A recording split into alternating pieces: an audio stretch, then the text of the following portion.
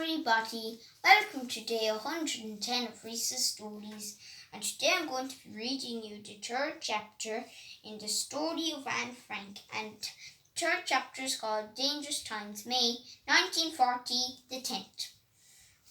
The Germans were still very close just across the border in April 1940.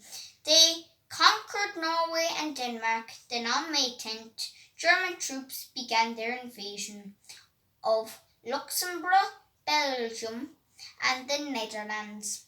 It was a Friday, but all the shops were closed, and Anne did not go to school. Every few minutes she heard the wail of sirens warning of air raids. After 4 days of fighting, the Netherlands surrendered.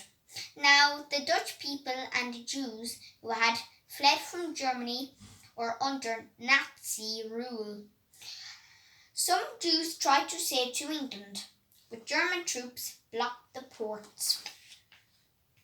At first, life under Nazi occupation carried on as normal. The shops reopened and everyone had enough to eat. Anne and Margot went back to school and their father went to work.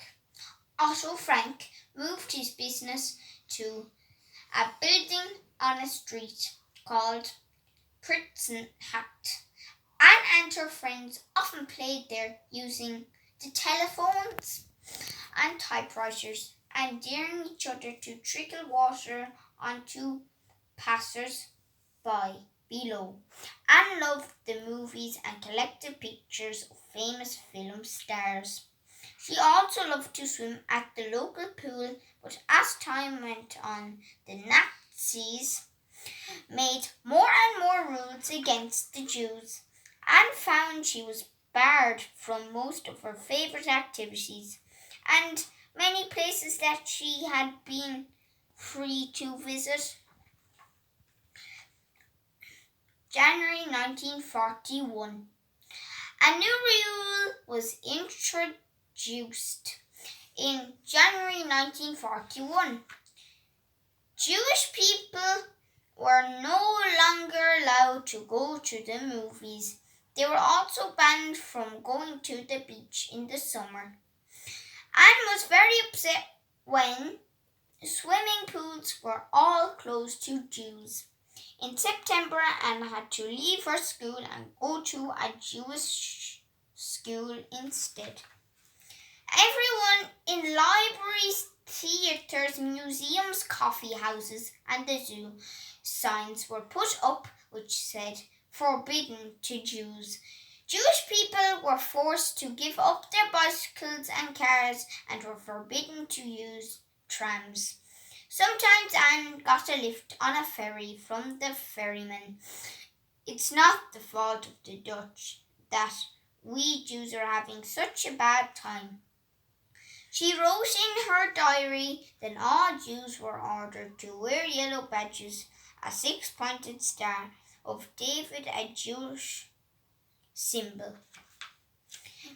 June 1942, the 12th.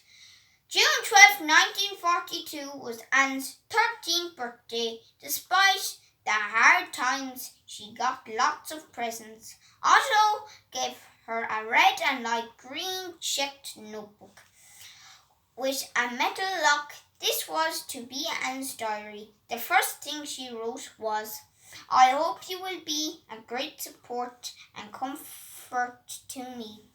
By this time, life under Nazi rule had become almost